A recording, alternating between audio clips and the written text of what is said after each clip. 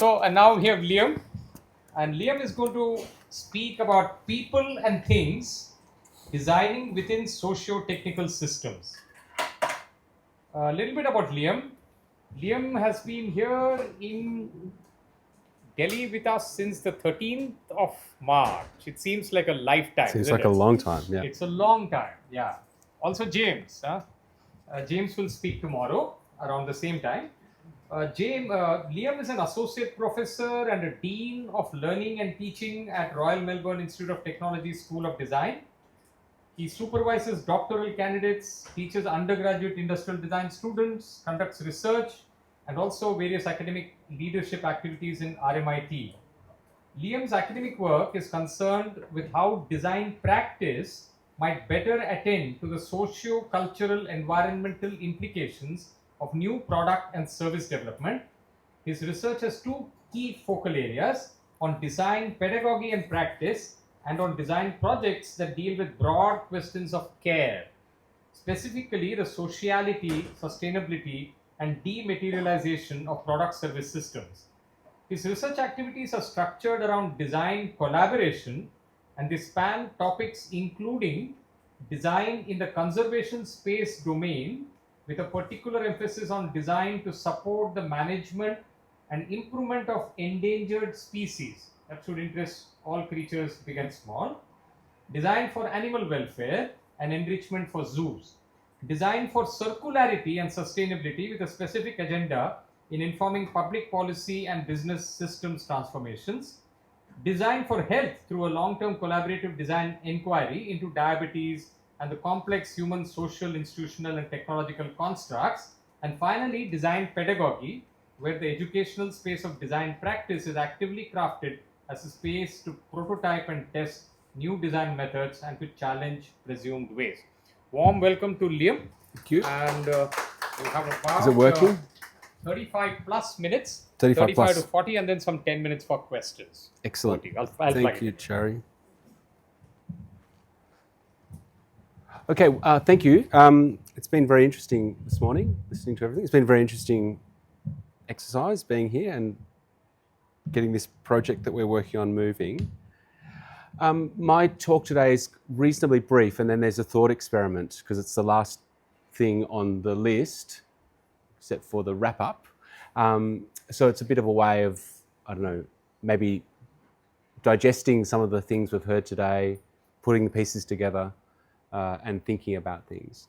So the short talk is called People and Things, Designing Within Socio-Technical Systems. And the image you can see is a driving school in a rural town north of Johannesburg in South Africa, where people can't afford cars. So there's no driving that happens at the driving school. They talk driving. They talk about driving. It's a class where people learn about systems of road and car and all that stuff, so that when they're at the point where, for young people, at a point where they can get a job as a driver or learn to drive, they can drive. They know the rules. So it's a complex thing. These systems we work in, whether it's a hospital or a traditional medicine space that's evolved over thousands of years, or a classroom or a driving school, are complex combinations of the things that people do and the things that people do things with. So people and things. The way I sort of thought I might structure the conversation around care for this talk, and in relationship to this idea of social and technical systems, is this idea of sort of levels of care. And so perhaps at the lowest level, or at the most personal level, is this notion of self-care. Self-care sort of bleeds into notions of family, communities, and cultures, and moves into a sort of a space or a domain that we might call social care, where we're caring for each other and we're caring for our social constructs and norms and rules and preferences and accepted behaviours and so on. The next level moves up into human environments, so our urban environments, our cities, our countryside, our farms, all the things, all the land that people interact with. And that sort of shifts into a much bigger systems level care, where we start to think about issues of the environment, issues of planetary capacity, Are we consuming too much? Are we polluting too much? And so on. So at those sort of three levels, as a designer and as someone that does lots of work in the health space and in the sustainability space, it sort of provides a bit of a model for me when I'm working with other people to start thinking, okay, what are we talking about here? Because often in design, designers start talking about the big picture, yeah, or they only talk about the little picture. And so there's a role in my education sort of space to help people talk about the whole system and to think about things over time cycles. So as people move through these systems of consciousness and of thinking about their health or their care or how they care, it's implicated by and enabled by things, so material things in the world or technological things. And those technological things come from the same world that people are in. So they come from our natural resources. They have ecological implications. They require material and technological infrastructure, air conditioning, electricity. They produce particular kinds of material cultures and often new material cultures. They require particular kinds of labour for production that has other implications in terms of care.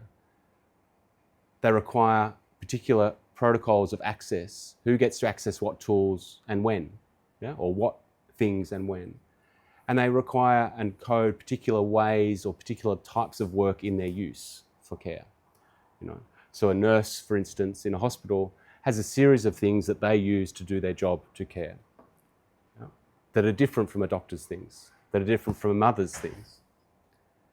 So that's a model. We'll come back to that as a mental model later, as a way of thinking about things. But I thought I'd do this talk as sort of setting up a little bit of a challenge to get our brains moving and to start thinking about this opportunity of interdisciplinarity, of thinking about old and very old knowledge and new knowledge, of thinking about old technologies and new technologies, and thinking about the thing that we intrinsically all have in common. And so the thing that we all have in common is that people are intrinsically coded to care for each other. We often don't do a very good job of that. Yeah? We often behave badly, treat each other badly, and so on. But overall, we do a better job at caring for each other than we do at not caring for each other. People design things and systems to care for each other. We do that very well. So we've heard about Ayurveda today, and that's a system that's millennia old, you know? It's a very carefully thought through, iteratively developed system of care that has things and knowledge and expertise and variety and diversity. You know, it's very interesting. Similarly, we've heard about contests with Western medicine. Again, that has things and people and systems, but an intrinsic idea of care. It's not so old, so it's still learning, yeah? It needs more time. Things and systems produce expertise. Yeah, they produce particular kinds of expertise. So expertise that might be clinical, or expertise that might be nurturing, or expertise that might be diagnostic, or supporting health in different ways, through food systems, through land management systems, through cultural structures, and so on. Expertise produces, refines, and codifies particular cultures. So it sets up the conditions by which different cultures might form, and then how they interact with each other and within themselves. And these cultures of expertise produce, refine, and codify things and systems again. So it's iterative. It's a design cycle. Yeah? Just takes a long time. Yeah? But it's an iterative developmental cycle that's based on evidence and experience and knowledge, yeah? And mistakes and learning. But people and thing systems can, and if coded with care, if we actually really care about what we're doing with them, maintain or change these cultures. Yeah? So this morning we heard this sort of, I'm not sure what the word is, but this tension between the old and the new. Yeah? And it's two cultures. that aren't yet talking to each other or working with each other yet, but they will, I'm sure, in time. But if we think about what we do and how we do things and how we combine things, we can produce change, like pretty significant change. And we've seen that in our lifetime, you know. So if you think about the things that have occurred within your own life, so for instance, trying to scan the room in terms of ages, but for instance, the internet, how old's the internet? About 30 years old. Yeah. And if you think about that, what that has done to all of our systems of communication, of commerce, of kind of doing anything, it's quite extraordinary. So things can change where things kind of coalesce and we bring different knowledges together. So that's a bit of a teaser, and now I wanted to do a bit of a thought experiment with you, which is going to require you to talk to someone around 4 different prompts. But the first prompt you don't have to talk. The first prompt is just to imagine something. So imagine a healthy ecosystem. That's a picture of the alpine high plains in Victoria, in Australia, where I live. It's a very fragile ecosystem that has very particular kind of, you know, organisms and so on. But if you imagine a healthy ecosystem, so a forest or something like that, or the ocean or something, imagine what elements, organisms and interactions are integral for it to maintain its processes of self-care or of regeneration. Yeah? So a forest keeps regenerating itself. What are the things that make that possible? So just imagine in your head. Has everyone got a picture in their head? Some sense? Okay, now you're going to have to identify someone you're sitting next to and have a conversation around 3 different prompts. And we'll give you maybe, how long have I got, Chari? Sorry? How long have we got? We have enough time. It's time, okay. So maybe, louder? Sorry. Maybe we'll start with the idea of 3 minutes, but we'll make it longer if required. So find someone you're next to, that you're talking to. Don't introduce yourself, because then we're going to lose time. If we'll lose time. It's a lot of different Sorry. styles. So we'll do about 3-minute cycles, and then we will eventually move to the next thing. Yeah, that's okay, I think, Chari. So the first challenge to have a conversation with, and you need to find consensus here. You need to find something that is common, a common moment, something you did, you both did today. So we're talking about today. So think about a moment of self-care in your life that you did today. What objects, technologies, material cultures and mindsets are integral to this act of self-care? Okay, now you can discuss for 3 minutes.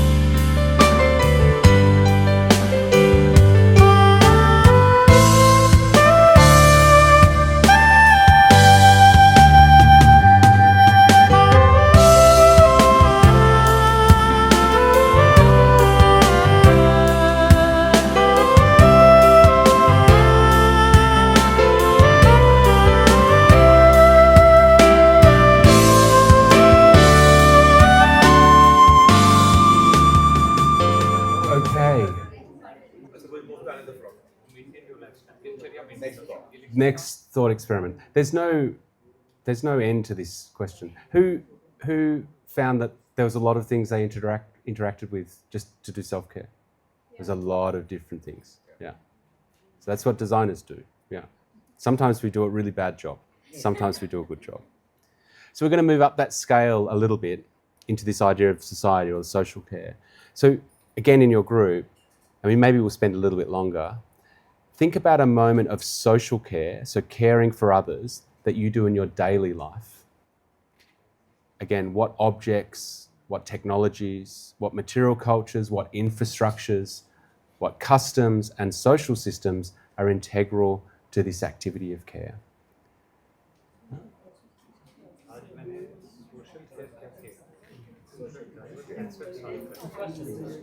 A moment of social care, something you do in your daily life, yeah, when you're caring for other people.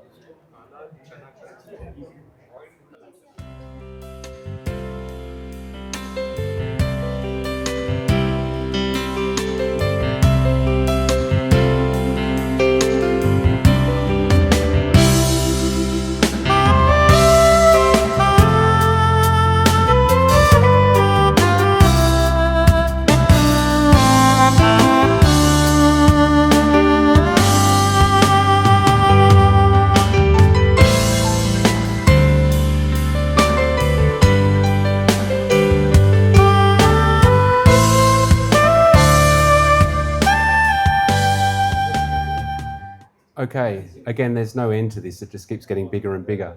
So obviously when we start talking about things, we start talking about how we care for strangers or how we care for people that we don't know, and then how we do that within our spaces, so a city or our town or our village, then everything starts to become invoked into this process of care. Some things function better than others. And so we heard talk about the hospital before, the things that can be changed to make things more caring. Okay, the last process is about systems. So, and just a bit of, oh, that image keeps on going away. There it is. For those of you who can see that while I'm still by the microphone, that tree is a 500-year-old cherry tree that is being kept upright over centuries by Japanese gardeners. In fact, the whole centre of it is concrete. So it's just this is the living part of the tree.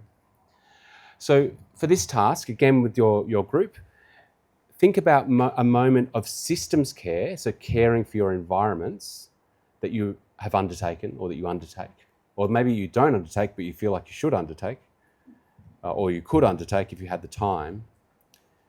And again, what objects, what technologies, what material cultures, what infrastructures and what social systems are kind of required or integral to actually do that. Yeah. So remember, this is at the systems sort of environments level. Okay, 3 minutes.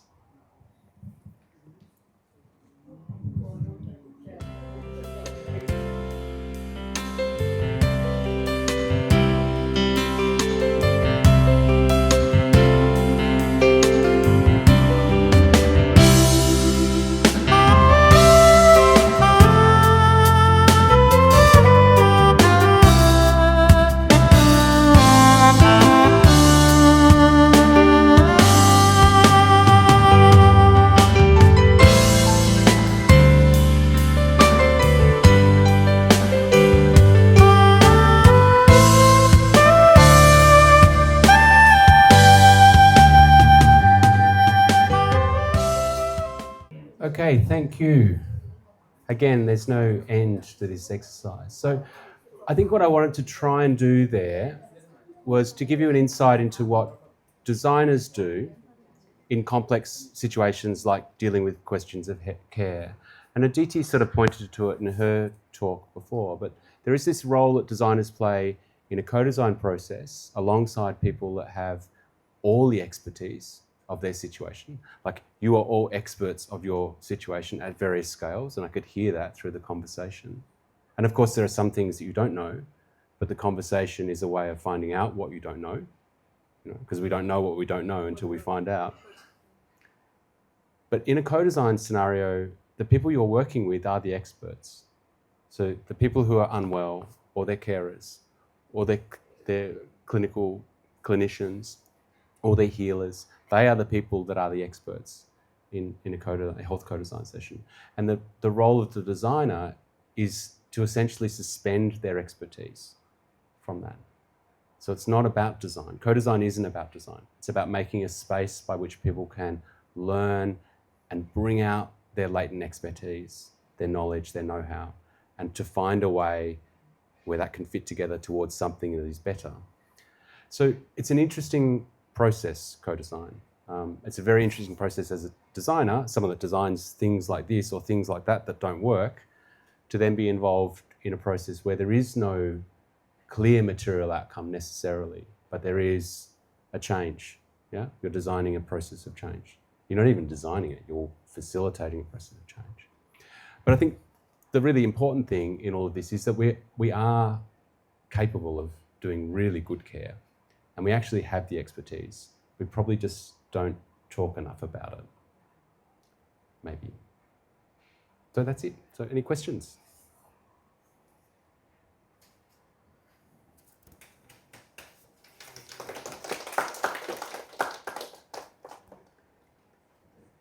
Liam cares for us because he wants to make up for lost time. So he keeps his sessions small. Yeah. So he's trying to, get us all back home in time so that Sachin Sachar can scrub his floor again.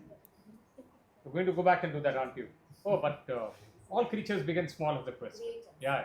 So, just out of curiosity, if you have any example of the exercise you made us do, so I just want to know that what are you thinking of other people, since I was discussing with my partner that you asked 3 to 4 questions in which we have to answer about the self-care, social care, system care. So the difference, the opinions are very different, everything is very different, but suppose I want to, I work in a health background, just trying to figure out where exactly I should work. So I'm interested in making devices, medical devices, since India needs a lot of frugal innovation.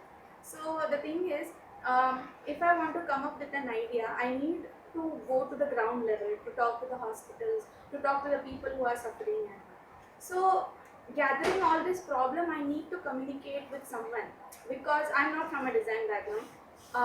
Today I came to know there is a lot of scope, since Aditi ma'am, she explained us about some TV kit she designed where there is no electricity required and all. So is there any solution you came across when you were discussing a health problem or any other problem through this exercise?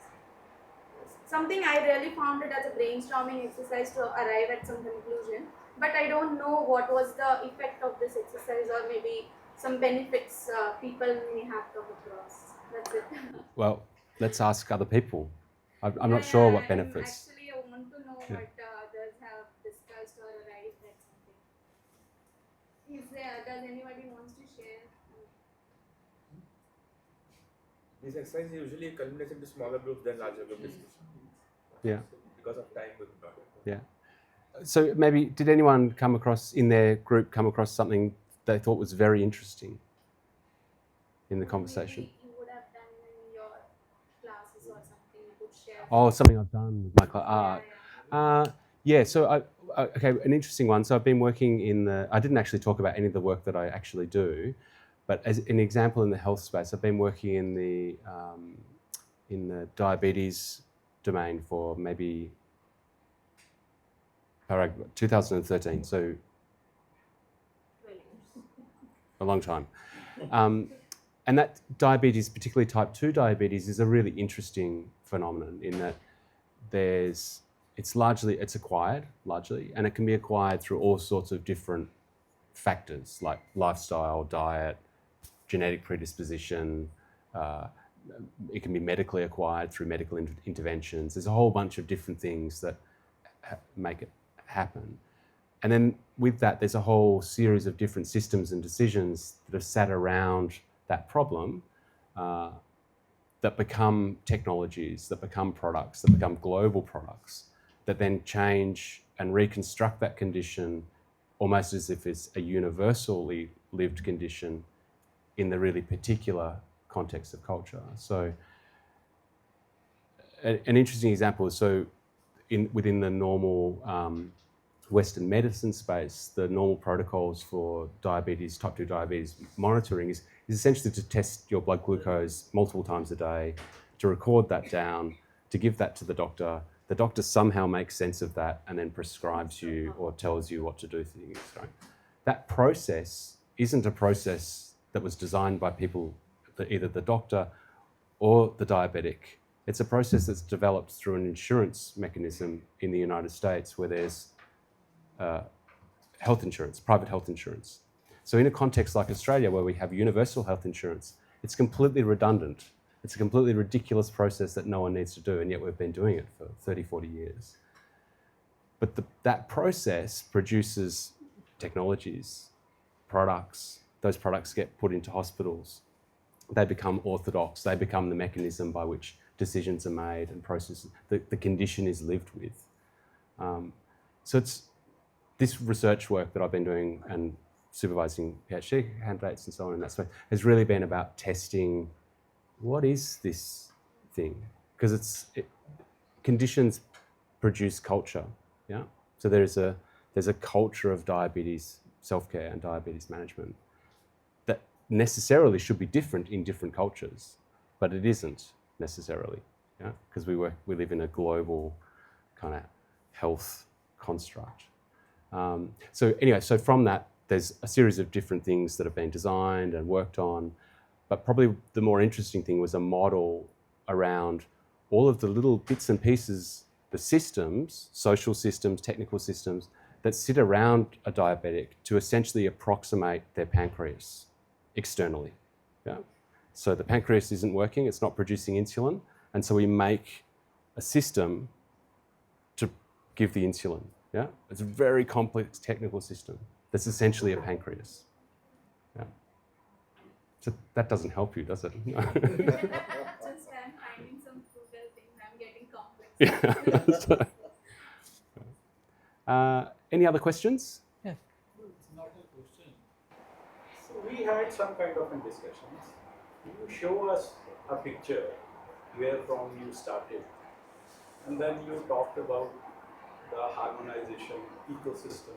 I mean, where nobody harms nothing, and everything is done well. Then you initiated this process of self-care, social care, community care. We discussed all these. Okay, fine. But where did we reach? When what she's asking, what I understood, there are people and there were discussions around about the care. And we all were engaged in those discussions. We talked about some self-care. I mean, what he is doing at his place, I'm doing at my place, she's doing at his place, community care, okay, fine. Where to end it? I mean, when we were talking about the design, fine. So there were different kind of things that came across in different groups. Marvelous things. People are doing at their own level. But do we need to culminate it in a session? I mean, you initiated it. I'm just asking you. Yeah, okay. So the question is, where does it go? Or what do you do with this? I think. Is that the question? What do you do with this process? Or where does it stop? Or where does it, yeah. So I think I talked about this idea of iterations and iterative cycles. And I think something like care, like something like sustainability, isn't something that we can't solve that. It's something we just constantly work at. Yeah, we just work on it. And the situation changes and we have to find new ways of doing things. We have to develop new expertise. We have to go back in time and find old expertise and bring that back again. There's many things we need to do. So I sort of see it more as, and even my work more broadly in design, or particularly in the work that I do in sustainability and conservation science work, is that there is no solution. You just keep doing it. Yeah, you just keep working on it. And these sorts of processes, these co-design activities, are a way of doing that well, yeah, as opposed to me sitting and reading a lot of papers and then inventing something that has no interaction with the rest of the world. So co-design provides a small world to keep working on it. Yeah. So you're talking about real interaction rather than just reading it. Yes. Yeah. Yeah. Working with people. Okay, I think that's it. Thanks, everyone.